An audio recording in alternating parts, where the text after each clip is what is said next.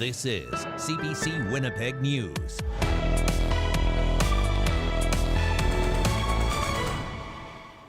Good evening. Thanks for joining us. A Winnipeg courtroom heard today from the family of a mother who was fatally beaten and stabbed in 2022. Justin Robinson pleaded guilty in March to killing Tessa Perry. Today, the Crown and defense each proposed how long Robinson should be ineligible for parole. The CBC's Rosanna Hempel was in court. About a dozen family members and friends of Tessa Perry gathered in a Winnipeg courtroom Thursday for her confessed killer's sentencing hearing. Outside court, Perry's mother said her daughter needed protection. The justice system has failed us, and I'm sure it has failed a lot of others. Earlier in court, Angelina Perry was composed and firm as she read her victim impact statement. Robinson looked down at the floor in the prisoner's box as court heard how Tessa's death has devastated her family. Angelina says she misses her daughter, who was full of life. Beautiful, happy, humorous, straightforward. Tessa was beaten and stabbed to death nearly 2 years ago. She had gotten back from grocery shopping when her on and off again boyfriend began assaulting her in front of 2 of her kids, including one they share together. The Crown read statements from Tessa's children. "I feel sad every day and every birthday," said Tessa's 7-year-old, who was 5 when they witnessed part of the attack. "I'm scared that my dad will find out where I am. I'm scared he will hurt me," the child wrote with the help of a mental health worker. The Crown called the attack brutal and vicious. This incident and this hearing represent another Indigenous daughter, sister, and mother who's erased from the families, Crown attorney Zita De Sousa told court. Robinson's defense lawyer says his client had a chaotic and unstable childhood and takes full responsibility for Tessa's death. Robinson apologized to the children and to Tessa's family, saying, "I will regret my actions for as long as I live." Outside court, Angelina said his apology didn't mean anything to her. She said her daughter would want her to be strong. She accepted all apologies, but we've tried to stick by his side back in the day and for him to get help, and it hasn't worked. The Crown is asking for Robinson to be ineligible for parole for 16 years. His defense is asking for 14 years. Justice Sean Greenberg is reserving her decision until mid-June. Rosanna Hempel, CBC News, Winnipeg. A now ex-Winnipeg Police Board member says he was not ousted, but rather it was his decision to resign. Yesterday, a motion was introduced at the Executive Policy Committee saying Kyle Mason's membership had been revoked after he allegedly breached the Code of Ethical Conduct. But Mason says he resigned on May 3rd. He says earlier this year he mixed up his MPI renewal dates and received a ticket for driving uninsured. Mason says after reflection, he decided to leave the board to not be a distraction. He says the motion alleging his membership was revoked was upsetting. Winnipeg is not, a huge metropolis, so word gets around, and it was a very upsetting day because inaccurate information being spread around can cause different perceptions, rumors. Mason has spoken to the mayor, who says he will change the wording of the motion to reflect the resignation. The mayor's office confirmed. CBC has reached out to Police Board Chair Marcus Chambers for comment.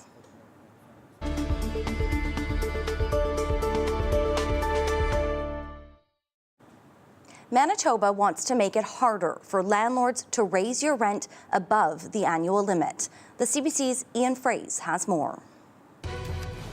Landlords in Manitoba cannot increase your rent by more than 3% this year, but there are some exemptions. For example, if your landlord can justify to the residential tenancies branch it's made enough significant improvements to the property. But the NDP says that too often tilted the balance toward landlords. With the guideline changes, they won't be able to apply for things that are, smaller everyday improvements to units like paint jobs. Like I said, a new appliance or carpet change after a tenant moves out. At the legislature Thursday, the NDP introduced a bill that spells out these new restrictions. Landlords will only be able to exceed the rent increase limits for important capital projects, new security costs, or if taxes and other costs have risen significantly. It's the latter exemption the PCs don't like. Clearly, they're giving themselves the room to raise taxes. A housing advocate appreciates the new limits. And so this is really a positive change. Like, we think, based on some of the rent increase applications that we've seen where tenants have sort of fought and spoke out against it, we think this could reduce some of those increases by 50%. In another change, the bill will try to encourage developers into turning non-residential properties into residential units. They won't have to worry about rent limits for 10 years. This exemption already exists for new home construction, but not conversions. There's a lot of empty commercial buildings and landlords are losing money. So this is an incentive, a financial incentive for them. This bill still needs to be debated and voted on. That likely won't happen until the fall. Ian Fraze, CBC News, Winnipeg. The federal NDP will fight for a by-election seat in Elmwood Transcona with a business leader as its candidate. Party members voted last night to nominate Layla Dance. She's currently the executive director of the Transcona Biz. The seat was left vacant when former NDP MP Daniel Blakey resigned for a role advising Wabkanu's provincial government. Dance fought back tears as she addressed the crowd after winning the nomination. I really hope that I can represent you how you need me to represent you, and I promise to be a strong voice for you in Ottawa so that the NDP can keep the seat. We're not giving it up. We're going to keep it. It's ours. Neither the Conservatives nor the Liberals have named candidates yet. No date for the by-election has been set. Winnipeg police are looking for a suspect after a carjacking ended with a crash into the side of the CBC building. It happened on Tuesday afternoon. Investigators say the owner of the car went into a business on Portage Avenue. His wife and 18-year-old son stayed behind in the car. A stranger jumped into the driver's side, taking off, trying to steal it. Police say the car ran into the side of the building on Yonge Street. The man then assaulted the older passenger before he ran away. She was not seriously hurt. Manitoba's premier and Winnipeg's mayor say they're working together to boost the city's economy. They shared a stage today to speak to business leaders about their shared priorities. CBC's Cameron McLean reports a major focus for them is making downtown Winnipeg safer.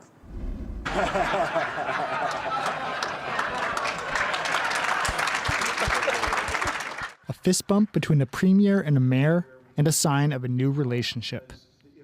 Mayor Scott Gillingham and Premier Wabkanu gave a fireside chat at Economic Development Winnipeg's annual general meeting, the first time a mayor and premier have addressed the group together. Among their shared priorities, making downtown safer. For me, success is if you're proud to come downtown. It's a very simple test. Are you proud to bring an investor, a client, a potential business partner to downtown Winnipeg? Key to that goal is addressing underlying issues like homelessness and mental health. Gillingham says supporting the Community Connections Hub in the Millennium Library is one example. A lot of times the services that people need in that space are services that the province provides and not the city. So again, I think this is an opportunity for us to be working in collaboration, the city and the province, to make sure people get the help they need. Another key theme, economic reconciliation with Indigenous people. The city and province have worked with the Treaty 1 organization on developing Nawe Odina at the site of the former Kapyong Barracks on Kenniston. Economic Development Winnipeg Executive Director Ryan Kuffner hinted more could soon be coming to the site. Not just creating jobs and investing capital for the benefit of Winnipeggers and Manitobans, but also creating a completely new understanding of what economic reconciliation and Indigenous economic development can look like, because it's going to change the face of our city. After a period of tense relationships between past mayors and premiers, Winnipeg's business community will be hoping this represents a new era of collaboration between the city and province. Cameron McLean, CBC News, Winnipeg. A handful of dogs rescued in a mass seizure last week are now ready to be adopted. Fresh-faced and ready to meet their new families, the dogs have spent the last week being cleaned up and spayed or neutered. The Winnipeg Humane Society says 5 of the 68 dogs seized from a Richmond West home are now old enough and healthy enough to find a new home. They say many of the rescued animals had serious health conditions and severely matted fur. Now, since coming into care, 11 puppies have been born from the group. The Society says there will be more ready for adoption in the coming weeks. A new addition is being made to the RCMP's ceremonial uniform. Some officers may soon be wearing an RCMP ribbon skirt at special events. Meanwhile, some Indigenous women in Winnipeg were donning their own ribbon skirts today. It was part of a march in support of survivors of residential schools. CBC's Emily Brass asked what they think of ribbon skirts being worn by police. They're friends and classmates marching side by side, but these women hold different views on ribbon skirts becoming part of the RCMP's dress uniform. Our ribbon skirt is a statement and it connects us closest to Creator. When I seen that, I was like, no, you guys can't colonize this skirt too. You took everything else and colonized everything else, you can't take our ribbon skirt too. As long as they acknowledge where that comes from and where it began, then okay, I don't see a problem, but we both have different opinions, right? RCMP announced the uniform edition on social media. They say the design represents unity, saying ribbon skirts are, quote, a symbol of resilience, survival, identity, and hope. Some, hearing the news for the first time, see it as a sign of progress. To me, maybe that could be a part of reconciliation, right? I mean, it has to come from somewhere. It will make me feel proud of being Indigenous and to see our protectors wear them. I feel like there's been enough shame, there's been enough hate, and that hate is not for me to hold anymore, and I'm giving that to Creator. That's cool, I like it. About time. Others find the gesture hypocritical, including some community organizers. I think that's an insult to our people because they're the ones that snatched us away from our homes. My dad was on them, my family was on them, my dad's siblings. And I think that's, I don't know what's the purpose in that when they do that to us. I see where they're going, but I think it's an honor to wear that skirt. In order to earn that, I think that we need to focus on the justice and the truth and reconciliation, which I don't believe the RCMP has done to date. So until we bridge that gap, I don't think it's appropriate. CBC has asked RCMP for more details, such as who will be wearing the skirts and why the decision was made. We've not yet had a reply. Emily Brass, CBC News, Winnipeg. Creating power through projects. Manitoba students are working on highlighting human rights issues, including shining a light on missing and murdered Indigenous women and girls. Today, they were on display at the Canadian Museum for Human Rights. CBC's Zubina Ahmed brings you more.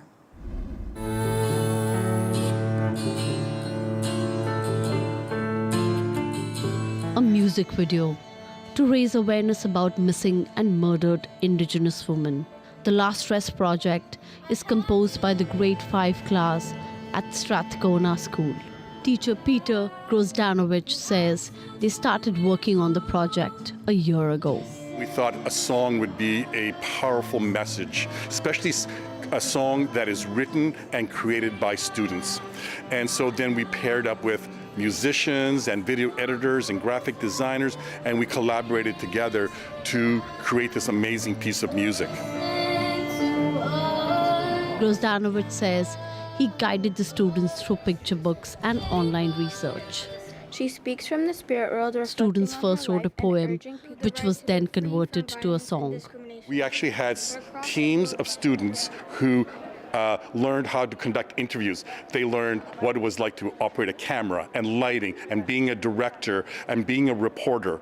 And then they interviewed each other, they interviewed staff members, and then they went out into the community and spoke to people out in the community. And then from that, we selected the 6. I wrote the melody based on the words of the student's poem. And then once we started putting it together and rehearsing and practicing, and recording. The Last Red Dress project was part of the annual Be an Upstander showcase at the museum today. Graham Lowes, the museum's manager of education, says the showcase presented human rights issues from a student perspective.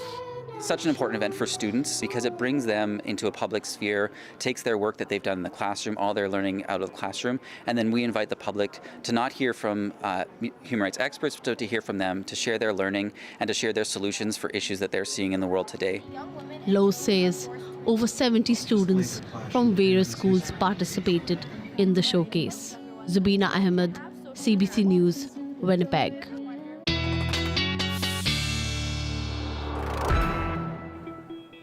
CBC weather specialist Riley Lachak joins me now. And Riley, I'm looking out our studio windows. It's bright, it's sunny, it's beautiful, but it's deceiving. Very deceiving. Things are changing quite quickly. Brittany, we have rainfall warnings in place for a good chunk of southern Manitoba, so we'll get right into it right now. So this has expanded through the day today to include the city of Brandon, down through the Boissevain region. Killarney now included in this, as is the city of Winnipeg. Arborg, Peguis, into the northern Interlake seeing this rainfall warning. Looking at up to 60 millimeters of rain in this blue shaded area by the time we hit Saturday morning in the city of Winnipeg, but not tapering off, say, into the Arborg region until we get into the afternoon, and very gusty winds along with that. So we have started to see some clouds start to build in to the west as we've gotten through the afternoon today. And yes, the leading edge of this just kind of skirting along that border with North Dakota. South of the border, along the frontal boundary ahead of this system, already seeing some thunderstorms also popping up as well in South Dakota, North Dakota, and even into parts of Minnesota. So a little bit of volatile weather south of the border for us. This will be mainly just a rain event here. Maybe a few snowflakes as well, which I'll show you. As we get into the overnight period tonight, you can see by 1 o'clock in the morning, Winnipeg right on the edge of the rain starting. Already well underway, though, areas south and west of the city. So starting through the later evening, through places like Morden Winkler, Pilot Mound even getting some rain through the evening tonight. Well into it by the time we hit first thing in the morning tomorrow. And yes, even into that Riding Mountain area there, Futurecast picking some of this up as snow as we see temperatures dipping closer to the freezing mark as we start the day on Friday. This continues throughout the day. Friday, mainly a rain event for most of us, and even into Saturday, seeing some of that rain still lingering around, but tapering off, at least here in the Red River Valley, by the time we hit lunchtime on Saturday. By the time we hit lunchtime Saturday through the west, though, already starting to see some sunnier breaks through the Brandon region. We really won't start to see some of that till we get later into the evening Saturday, and we're expecting a much brighter day on Sunday as the system continues to work its way north and impact parts of northern Manitoba as we get into the later part of the weekend and into early next week. Some of these numbers do look a little bit startling, I know. We are under that rainfall warning, as I said, and the forecast modeling really suggesting that we are looking at that high range of 50 to 60 millimeters through the Red River Valley, not as much back to the west. So Brandon into the Dauphin region looking at about 20 millimeters, but certainly looking at some very high accumulations in a very short amount of time. Coupled with the winds, we're looking at winds first thing tomorrow, 30 gusting 50 by the time we reach the afternoon hours, though you can see winds shifting around to the northwest, 30 gusting to 60. So we're looking at some very gusty winds as well. As those showers begin tonight, 4 degrees, 5 first thing in the morning, and the rain continuing 25 to 35 millimeters through the day tomorrow with a high of 9 degrees. In Brittany, we're looking at temperatures staying below seasonal into the weekend and jumping back up again by the time we get to next week. It's a good reminder for me to find my rain boots tonight. Exactly. Thanks, Riley. You're welcome. One of Canada's worst environmental disasters is getting worse. A new study has found that mercury poisoning near the Ontario First Nation Grassy Narrows is becoming more dangerous. And it points to how those in the community have been getting sick for 3 generations. As Lorenda Redicop reports, pollutants from a nearby company are being blamed. We've elected to release this data today because of the urgency of this situation. A critical situation affecting the Grassy Narrows First Nation and others downstream. This study examined water samples collected from the English Wabigoon River upstream from Grassy Narrows. Researchers found large amounts of pollutants were being added to the water system, meaning double to triple the contamination. Every minute that there is additional discharge of this sulfate and organic matter into this river, more methylmercury is being formed. Methylmercury is even more toxic than mercury. This University of Western Ontario researcher says it's being created by a mix of sulfate and organic matter, plus mercury already in the river. Back in the 1960s and 70s, it's estimated the pulp and paper mill dumped 9 tons of mercury into the water.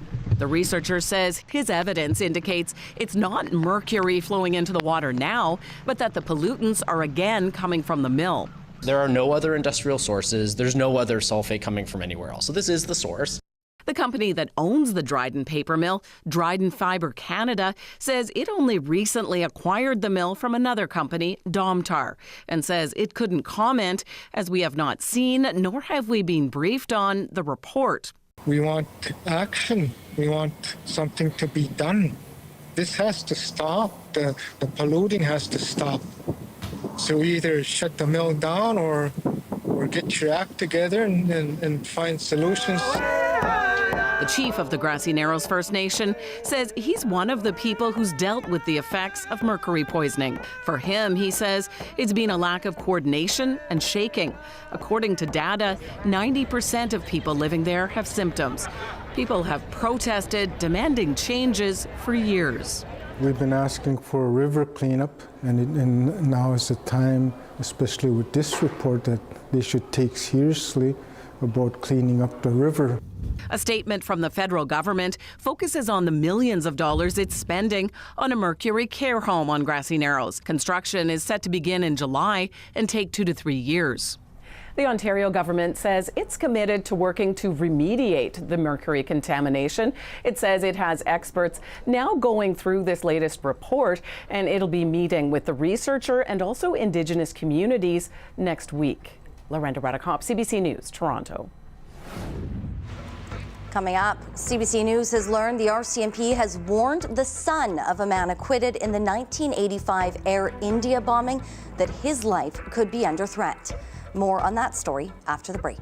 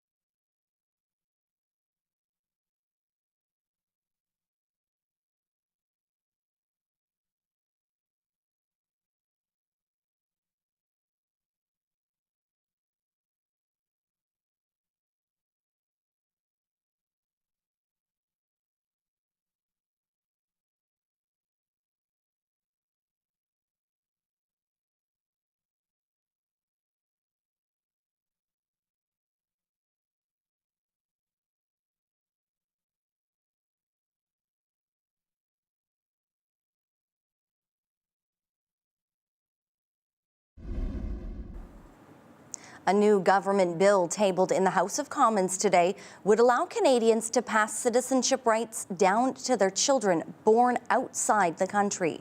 It's a move that would add an unknown number of new citizens, while also reversing a past decision by the federal Conservatives under Stephen Harper. Rafi Boudjikanian has more. Catherine Burton worked for the Citizenship and Immigration Department for years, but though she is of Mi'kmaq descent, she is not born here. That has consequences for her two boys. There's only one passage of the Canadian citizenship, so thereby my boys could not receive the citizenship, albeit they are status First Nations.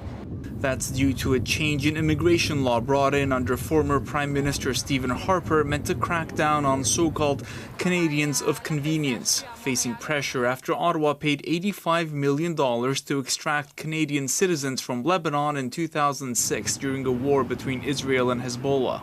This isn't, again, a free-for-all. This is truly about a technical fix to a bill that should have been done a while ago. But instead, it's been a long time coming. The Liberal government fought a legal battle against reversing the move, only getting a court order last December to end the cutoff. We want a citizenship to be fair, accessible, with clear and transparent rules. Not everyone is entitled to it, but for those who are, it needs to be fair. Mark Miller is proposing the foreign-born children of Canadian parents who have spent 3 cumulative years in this country would become Canadian citizens.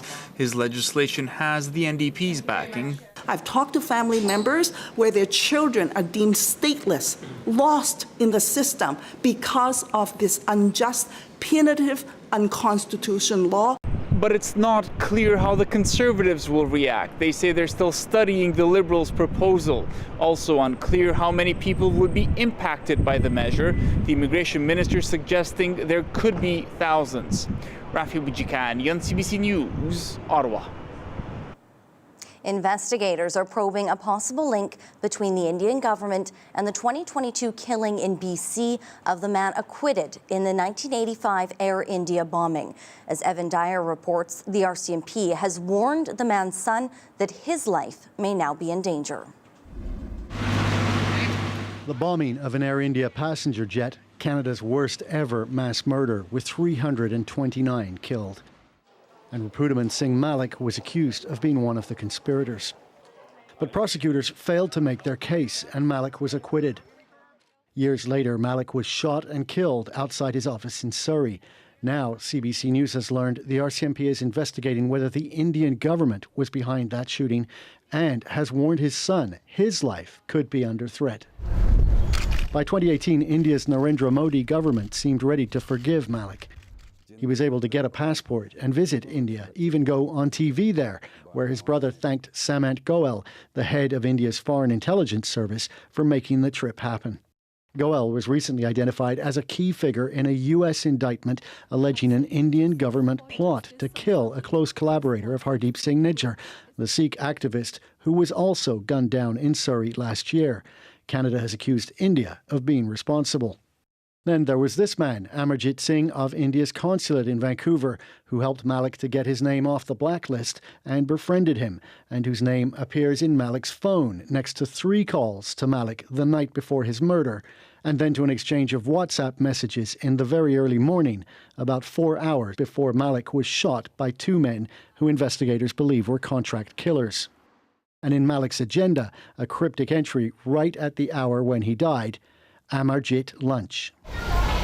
At the school he ran in Surrey, Malik's son Hardeep, also a businessman, has stepped into his father's shoes as a board member. Last week he received a warning police are required to give when they have solid intelligence of a threat against someone's life. At this point, given what's happened with some of the murders and assassinations that have taken place and how easy it is to find a gun for hire, I would tell them to take this very, very seriously and look at possibly relocating for a period of time. We don't know specifically what prompted this warning to Hardeep Singh Malik, but generally we're told that these duty to warn letters are issued when a confidential informant or a wiretap tips police off to an actual plan or an actual conspiracy. Vague rumors would not be enough. Of course, it also suggests that the reconciliation between the government of India and the Malik family may not have been as genuine as the family would have hoped, and that some of the dangers that hung over the father may have actually been inherited by the son. But there are some in the community who have a very simple explanation for this and who simply believe that this is the government of India trying to sow discord and confusion in the Canadian Sikh community. Evan Dyer, CBC News, Ottawa. The U.S. Justice Department has launched an antitrust lawsuit against Ticketmaster. It's accusing it and parent company Live Nation of establishing an illegal monopoly in the music concert business. CBC's Richard Madden has more on what it could mean for the music industry powerhouse and for music fans. Well, Attorney General Merrick Garland is taking on America's biggest player in the live concert business. The Department of Justice is suing Live Nation, accusing it of running an illegal monopoly and calling for its breakup from Ticketmaster. Now, Garland says the company abuses its market dominance by controlling all aspects of the business, from promotion, access to venues, and, of course, ticket sales. He says this unlawful practice hurts performers, stifles competition, and most importantly, he says, squeezes fans by tacking on outrageous fees on ticket prices. Live Nation Ticketmaster has made itself ubiquitous in the live entertainment industry. It controls at least 80% of primary ticketing at major concert venues. It directly manages more than 400 artists and controls more than 60% of concert promotions across the country. And it owns or controls more than 60% of large amphitheaters in the United States. We allege that to sustain this dominance, Live Nation relies on unlawful, anti-competitive conduct. Now, the DOJ began investigating Live Nation about 2 years ago after Ticketmaster's disastrous rollout of Taylor Swift concert tickets. Legions of angry fans complained of long waits in the queue and massive service fees attached to the few tickets that weren't already scooped up by scalpers or bots. Now, in response to this lawsuit, Live Nation called the allegations baseless, a short-term public relations win for the DOJ that won't solve ticket prices or in-demand shows.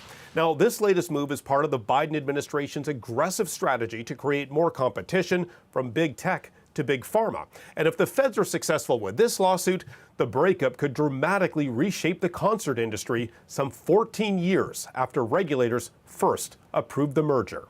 Richard Madden, CBC News, Washington. Coming up, it was a day of Canadian sports history. The Women's National Basketball Association officially announces its anticipated expansion to Toronto. More after the break.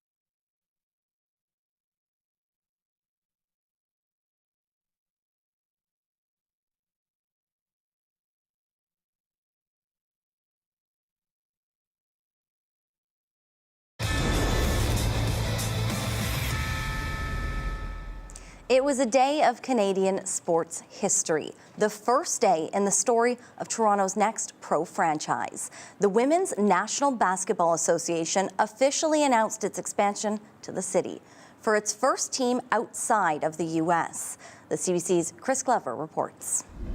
It took a lot of hands to make this work, but today more sports history was made in Toronto. I am honored to officially announce that we have awarded the City of Toronto the 14th WNBA franchise. The Women's Pro Basketball League, the WNBA, is expanding outside the U.S. for the first time. The league's commissioner says she picked Toronto after a successful preseason game at Scotiabank Arena last May. Lots of people coming up to me and saying, thank you for making my dreams come true by bringing a WNBA game here. That's when I knew this is the right place as we're thinking about expansion. About 30 years ago, the men's league, the NBA, chose Toronto. Many credited Larry Tannenbaum for making that happen. And now, decades later, the history maker strikes again. This is all possible because of Larry Tannenbaum. The owner of the Raps will now own Toronto's WNBA team too. Determined to make it Canada's team, he says home will be the Coca-Cola Coliseum, but games will be played in Vancouver and Montreal, part of his mission to inspire girls across the country. But these young women never saw someone like themselves on the brightest stage playing the sport they love. Now, the WNBA has changed all that. And today, we're changing that here in Canada. The team will start playing in 2026 under team president Teresa Resch, the former Raptors VP of Operations. When we get to go across, coast to coast to coast in Canada and play these games, it's going to be incredible, and we can't wait to see everybody around the country really show up. Several of Toronto's most celebrated basketball icons were in the audience for the unveiling, including retired WNBA champion, Hall of Famer, and two-time All-Star Tammy Sutton-Brown, who grew up in the GTA. Wow. I always hope for this day. I think as an athlete, you look forward to playing in front of family and friends, and I always wish I could play on Canadian soil. I wasn't able to, but the Canadians that are playing in the W right now will have that opportunity, and the future Canadians will have that opportunity. So this is a really, really special day. And it wasn't just leaders in sport tapping into this special day. Just the glory of it is huge. Proud to be part of a country that uplifts women in sport. Do hereby proclaim May 23rd, 2024 as WNBA Day in the city of Toronto. The mayor officially putting today in the history books, already laying it up for Toronto's next pro team. And I'll work with City Council to make sure that we are ready for another huge championship parade. The kind of pressure from a proven, relentless fan base that every Toronto pro team has to get used to. Chris Glover, CBC News, Toronto. Hurricane season officially begins next week on June 1st and runs until the end of November. The National Oceanic and Atmospheric Administration, or NOAA, is predicting an exceptionally active storm season. This season is looking to be an extraordinary one in a number of ways, based on our data and models with the El Niño-La Niña playing out. Near record warm ocean temperatures will power some fierce weather in the Atlantic. 17 to 25 named storms are predicted. It's the most ever forecast. Somewhere between 8 to 13 hurricanes are anticipated, and several will be major. Last year's season was one of the most active on record, with 20 named storms and 3 major hurricanes. Here at home, the Canadian Hurricane Centre is predicting an active storm season off the country's east coast. Canadian waters typically see about 35% of the storms that form in the Atlantic.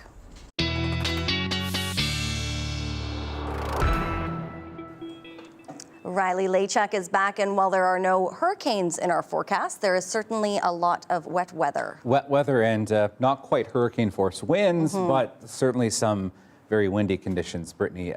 Not ideal for a dog walk at any point tomorrow. It's going to be quite wet. So if you do have to go out there with the dog, full on booties if you have, and an umbrella, of course, as well. This is Ziggy. Thank you, Blanche, for sending this one in. I would love to see your pictures at talkback@cbc.ca. please keep sending them in because I love to see them all. And yeah, if you haven't sent yours in yet, please do, because I'd always love to get some more. So we're looking at temperatures staying in the single digits throughout the day tomorrow. So starting at about 5 degrees first thing in the morning, up to 9 by the time we hit 4 with that rain continuing. Here's another picture I wanted to show you, not related to the rain, but Darla sent this in, this lovely picture of her backyard, and what a difference a little bit of rain will make in really greening things up with the really green grass and, of course, a tree that's in bloom as well. So very nice pictures. Again, talkback at cbc.ca is where I want to see your pictures, and I want to step back to the morning hours because we did see some pretty chilly temperatures below seasonal for this time of the year first thing in the morning. So 3 degrees first thing in the morning in Swan River, 6s and 7s, which is pretty normal for the Westman region, but the further east you got, the cooler the temperatures got. So really straddling through the Red River Valley and into the Interlake, that freezing mark, and even Fort Frances getting down to -1 overnight tonight. So we're looking at a couple more days where we'll see some below seasonal overnight lows and a few more days of below seasonal daytime highs as well before we start to get back to something a little bit more seasonal. Today we did get to 10s and 12s through the Westman region. 17 in Steinbach, 15 is where we got in Winnipeg today, and some cooler air and some light snow continuing through northeastern Manitoba through the early part of the day, at least anyway. 5 the high in Island Lake through the afternoon hours today. So cloud cover as we get through the overnight hours. We'll start to see that rain moving into Manitoba from North Dakota, so a pretty rainy overnight period for the extreme southern part of the province. We start to see that rain about 1 o'clock in the morning here in the Winnipeg region. Lows between 2 and about 5 degrees for the most part in southern Manitoba. Around the freezing mark for the northern part of the province, 1 in Norway House overnight. Still a few lingering showers or some snowflakes yet to come for the Island Lake region. And we're looking at a pretty sunny sky for the north tomorrow. Grand Rapids at 6, 7 degrees by the time we hit the afternoon, and we're looking at rainy conditions continuing as we get through the afternoon here in southern Manitoba. And yes, by the time we get to the afternoon as well, Brittany, and temperatures staying around 2-3 degrees in the Westman region. All right. Reminder to bring your umbrellas tomorrow. Thanks, Riley. You're welcome. A Winnipeg swimmer has punched her ticket to Paris. Coming up, the former University of Manitoba Bison is heading to her second Olympic Games and is hoping for a big finish to cap off her career. More on that straight ahead. Stay with us.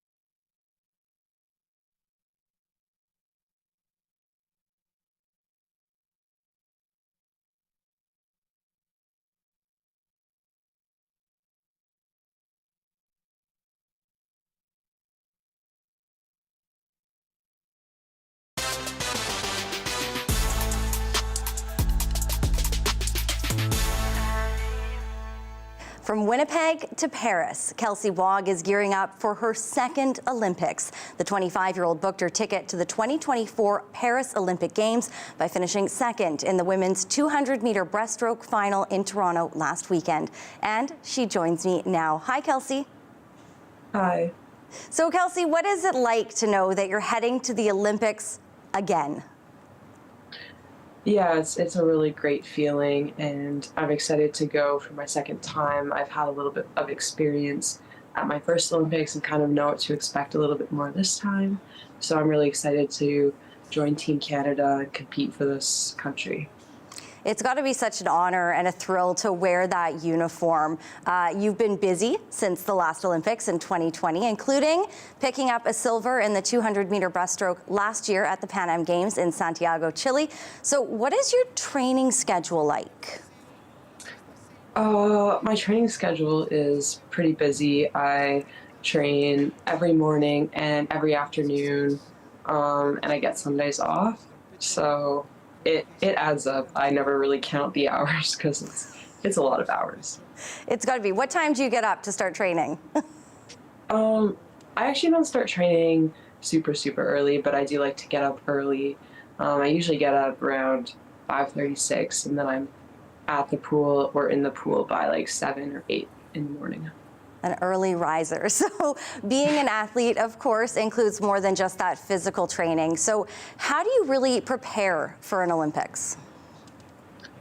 I think there's no real way to prepare for an Olympics. Every games experience is slightly different, and just gaining experience by going to other games is the best way to prepare. And just be mindful that things are going to change and things are going to happen that you aren't going to plan for, to just be ready to adapt and change in the moment. It must have been a surreal experience in Tokyo for your games, which were during the pandemic, of course. So what are you most looking forward to here at your second games? I think the thing I'm looking forward to most is having my parents there in the stands cheering me on. They couldn't go last time, and it's going to be really nice to have them there.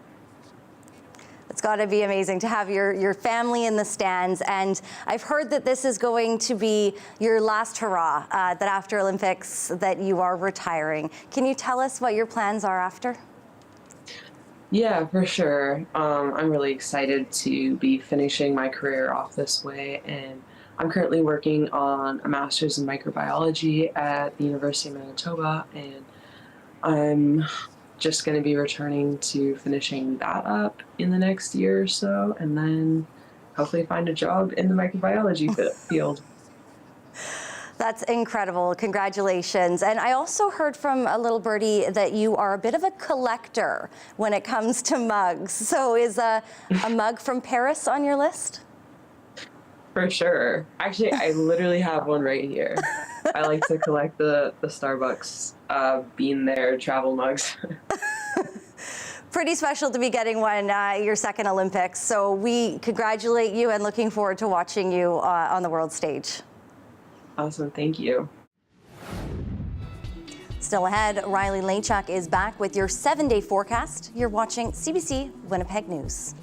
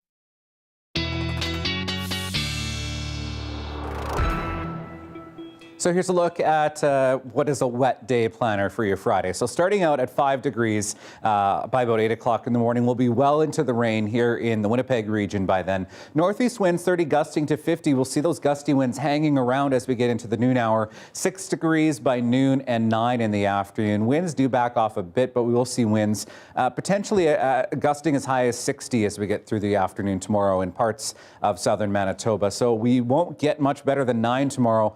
12 for your Saturday. We'll see showers in the morning tapering off by about the lunch hour, and then we're looking at temperatures kind of warming up as we get through Sunday into Monday with another slim chance of showers, and then we return to temperatures above seasonal once again by the time we get to mid next week. I just want to skip to next Wednesday. 25, my goodness. Well, 2 alpacas who've suffered years of neglect have formed a very special bond at a llama sanctuary in BC. So after being rejected by other animals for being different, they seem to have found their happy ending. Check it out.